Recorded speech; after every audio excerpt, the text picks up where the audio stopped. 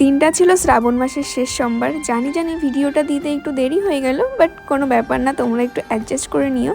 যাই হোক, মন্দিরের উদ্দেশ্যে তো আমরা সকাল সকাল বেরিয়ে গিয়েছি, আর সাথে ছিল ভূমিকা আর মিষ্টি। মিষ্টিকে তো তোমরা অনেকেই চেনো, আমার ব্লগে প্রায় দেখেছো।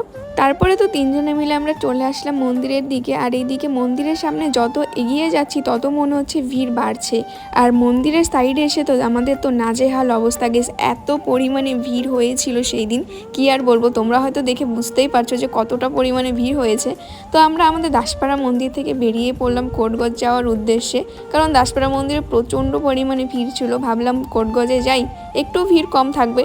বাট এখানে এসে দেখি এখানেও সেই একই অবস্থা, এখানেও প্রচুর পরিমাণে ভিড়ই ছিল। তোমরা কারা কারা দাসপাড়ার আশেপাশ থেকে আমার ভিডিও দেখছো কমেন্টে অবশ্য জানিও, আর কারা কারা দাসপাড়ার সন্ন্যাসীতলা শিব মন্দির এসে তো সেটাও জানিও।